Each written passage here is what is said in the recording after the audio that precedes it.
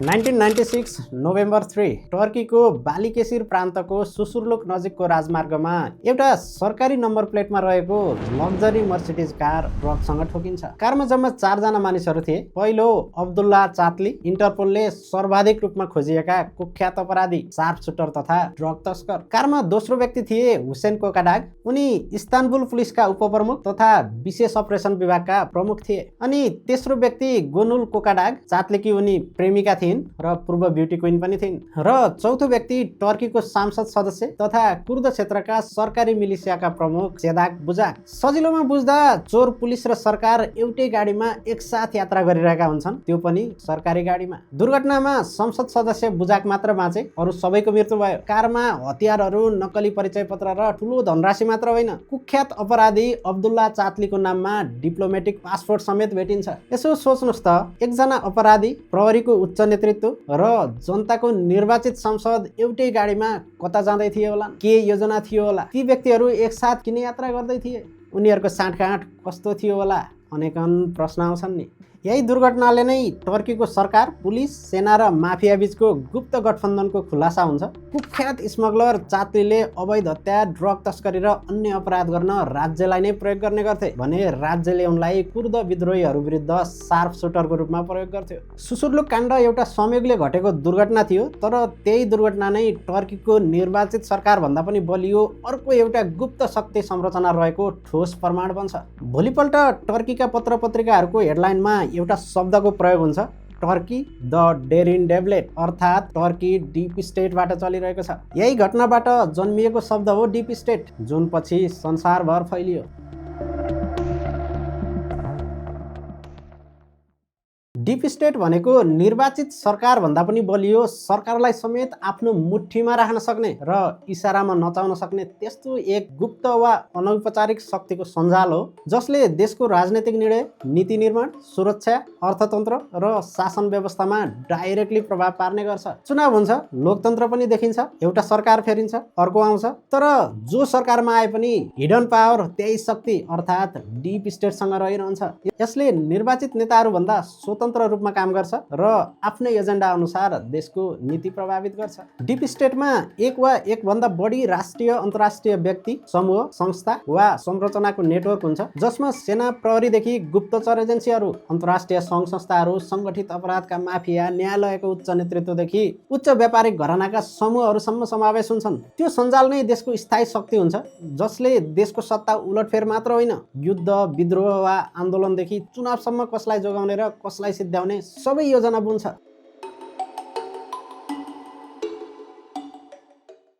Turkey, Egypt, Pakistan, Iran आदि देखिने गरिकन सेनाको डिप स्टेटबाट चलिरहेका देशहरू हुन्, जहाँ सेना र गुप्तचरले अर्थतन्त्र, राजनीति, चुनाव र सत्ता उलटफेरमा ठुलो प्रभाव राख्छन्। इजिप्टको सेनाले 2013 मा निर्वाचित राष्ट्रपति मोहम्मद मोर्सीलाई अपदस्थ गरेर शक्ति आफैले कब्जा गरेर बसेको छ भने पाकिस्तानमा इमरान खानको निर्वाचित सरकारलाई सेनाले नै अपदस्थ गराएको थियो। अर्को देश इरानमा पनि अमेरिका तथा युरोपका केही देशहरूले अन्तर्राष्ट्रिय आतंकवादी सङ्गठन घोषणा गरेको एउटा सैन्य Islamic revolutionary guard corpse IRGC ले आफ्नो एजेन्डा अनुसार देश चलाउन निर्वाचित सरकारलाई बाध्य बनाउने गर्छ।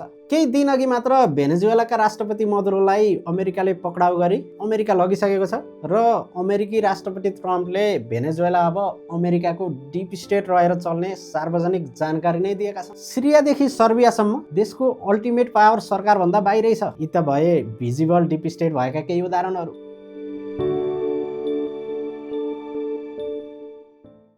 संसारमा अरू थुप्रै देशहरू छन् जहाँ बाहिरबाट हेर्दा निर्वाचित सरकारले देश चलाइरहेको जस्तो देखिन्छ, तर असलमा पर्दा पछाडि अर्को एउटा शक्तिको लेयर छ जसले डिरेक्सन गरिरहेको हुन्छ। 2024 मा भएको आन्दोलन र त्यसता बङ्गलादेशमा भएका सबै गतिविधिहरूमा युएसएड र नेसनल इन्डोमेन्ट फर डेमोक्रेसी भन्ने अमेरिकन INGO को हात रहेको आरोप शेख हसिनाको पार्टीले लगाउँदै आएको छ। अर्को American INGO international Republican institute IRI ले त बङ्गलादेशी युवाहरूलाई आन्दोलनमा के गर्ने भनेर ट्रेनिङ नै दिएको आरोप लगाइएको छ। इजरायलका प्रधानमन्त्री बेन्जामिन नेतान्याहुले अदालतमा आफू विरुद्ध लगाएका मुद्दा र 2023 अक्टोबर 7 मा हमासले इजरायलमा आक्रमण गर्दा 1200 बढी इजरायली मारिएको घटनामा सर्वोच्च अदालतले उनीमाथि छानबिन गर्ने घोषणा गर्न खोज्दा त्यो डीप स्टेटको षड्यन्त्र भएको भन्दै उनले अस्वीकार गरे। वर्तमान अमेरिकी राष्ट्रपति डोनाल्ड ट्रम्पले 2020 को राष्ट्रपति निर्वाचनमा पराजय भोगे पश्चात FBI र CIA ले डीप स्टेटको रूपमा कार्य गरेको र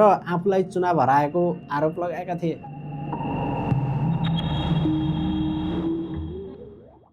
अब आउँ हाम्रो देश नेपालतर्फ। नेपाल सानो देश हो तर जियोपोलिटिक्सको खेल ठुलै हुन्छ। इतिहास हेर्दा धेरै घटना यस्ता छन् जहाँ अदृश्य शक्तिको चर्चा बारम्बार उठ्छ। जेन्जी आन्दोलनमा 24 गते अकस्मात देशभर आगजनी भएपछि नेपालमा पनि अदृश्य शक्तिले देश बर्बाद बनाउन भूमिका खेल्दैछ भन्ने आरोप व्यापक लागेको छ। नेपालमा डीप स्टेट छ कि छैन भन्ने ठोस प्रमाण खोज्न गाह्रो छ, तर शंका गर्ने आधार भने प्रशस्त भेटिन्छन्। यसको विषयमा चर्चा गर्न थोरै फ्ल्यासब्याकमा जाउँ है त। मदन भण्डारीको हत्या कसरी भयो होला? दरबार हत्याकाण्ड कसले गर्यो होला? गिरिजाप्रसाद कोइरालाले त्यो बेला एउटा शब्द बारम्बार भन्ने गर्थे, यो ग्रान्ड डिजाइन हो, कुनै दिन खोल्नेछु। उनले त्यो बेला भन्ने गरेको ग्रान्ड डिजाइन के थियो र कसले गराएको थियो होला? गिरिजाप्रसाद कोइरालाले त्यो ग्रान्ड डिजाइन नेपाललाई जानकारी नगराइकन स्वर्गवास भए। उनले भन्न चाहेनन्, भन्न सकेनन् वा भन्न दिएनन्, त्यसको उत्तर हामीसँग छैन। माओवादी युद्धका दौरान प्रमुख नेता बाबुराम प्रचण्डहरूलाई भारतले सेल्टर दिएर राखेको त हामी सबैलाई थाहा नै छ। के भारतले माओवादी नेताहरूलाई सेल्टर मात्र दियो होला कि युद्ध लड्ने तालिम र हतियार पनि दियो होला? त्यसबेलाको काङ्ग्रेस नेतृत्वको भारत सरकारले नेपालमा 17,000 मान्छेको ज्यान लिन लगाएर अन्तिममा 12 बुद्धे समझदारी गराइदिएर राजतन्त्र सकाइदियो भन्ने आरोप अहिलेसम्म पनि लाग्छ। नेपाललाई धर्मनिरपेक्ष राष्ट्र बनाउने योजना न त त्यो बेला जनआन्दोलनमा उठेको थियो, न त्यो गर्न तत्कालीन प्रधानमन्त्री गिरिजाप्रसादलाई नै मन थियो। तर तत्कालीन संयुक्त राष्ट्रसङ्घीय शान्ति मिसन अनमिनले अमेरिका र EU को इसारामा उक्त एजेन्डा स्क्रिप्ट गराइदिएको आरोप अहिलेसम्म लाग्छ। जेन्जी आन्दोलनको भोलिपल्ट आन्दोलनको आवेगमा 2-4 ठाउँ तोडफोड र आगजनी हुनु सामान्य रूपमै लिन सकिन्थ्यो, तर खोजी छानी अदालतदेखि सिंहदरबारसम्म आगो लगाउन कुनै पूर्व योजना बिना सम्भव हुन्छ कि हुँदैन होला? काठमाडौँ मात्र होइन, अकस्मात देशभरि आगो लगाएर सम्पूर्ण सरकारी संरचना ध्वस्त गर्ने गरी कसले योजना बनायो होला? खासै राजनीतिक चेत नै नभएको एक व्यक्ति जसले देशको सरकार निर्माणदेखि पार्टी निर्माणसम्म सक्रिय हस्तक्षेप गरिरहेको देखिन्छ, त्यो कसरी सम्भव हुन्छ भनेर शङ्कास्पद नजरले हेर्नेहरू पनि टन्नै छन्। अगाडि देखिँदा सुदन गुरुङ देखिए पनि पछाडि अदृश्य शक्ति छ जसले डिरेक्सन गरिरहेको छ भन्ने आरोप लगाउने प्रमुख पात्रहरूमा खुद एमाले अध्यक्ष ओलीदेखि महेश बस्नेतसम्म छ। काङ्ग्रेस नेता शेखर कोइरालाले पनि आन्दोलनको सर्कल पुरा भइसकेको छैन भनेर अदृश्य शक्तिको योजना अझै पेन्डिङ रहेको बताउने गरेका छन्। म त्यसकारण के भन्छु भने यो सर्कल पुरा भएको छैन, हाफ मात्रै भएको छ, हाफ बाँकी छ सर्कल। अब के हुन्छ थाहा छैन, आई डोन्ट नो। जियोपोलिटिक्समा रुचि राख्ने एक थरी विश्लेषकहरू त ठोकेरै भन्दैछन् कि सुशीला कार्कीको सरकार कतिन्जेल राख्ने, चुनाव गराउने कि नगराउने वा कहिले गराउने, निर्वाचनपछि कसलाई प्रधानमन्त्री बनाउनेसम्म सबै योजनाको स्क्रिप्ट तयार भइसकेको छ। गर्ने के त भन्दाखेरि चुनावमै होमिने उपाय त हुन्न। अहिले चुनाव रोक्नै सकेन भने चुनावमा होमिने होइन हो, त्यो होमिनु पर्छ कि भन्ने जो सम्भावना आयो नि अर्को सिन हेर्दाखेरि त्यसको तयारीको निम्ति यिनको हाइजेक भयो।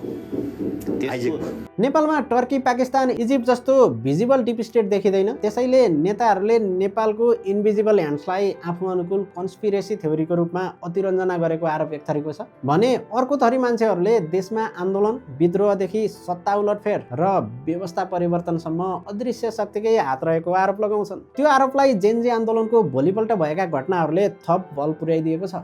माथिका सबै घटनाक्रमहरू माइन्युटली केलाउने हो भने नेपाल पनि डिप स्टेटको खेलभन्दा बाहिर छ त? शङ्का गर्ने आधारहरू त प्रशस्त भेटिन्छन्। उसो भए नेपालको डिप स्टेटभित्र को होलान्? अन्तर्राष्ट्रिय खुफिया एजेन्सीहरू, उच्च तहका केही प्रहरी, उच्च तहका केही कर्मचारी, न्यायालयको उच्च नेतृत्व वा रिटायर नेतृत्व, केही व्यापारीहरू, एडिबी, वर्ल्ड ब्याङ्क, युएसएड वा एमसिसी जस्ता अन्तर्राष्ट्रिय संस्थाहरू वा माथि उल्लेखित सबै पक्षको सामूहिक सञ्जाल? यसको उत्तर खोज्ने जिम्मा तपाईँलाई नै छोड्दै आजलाई म यहीँ बिट मार्छु। हस्, नमस्कार।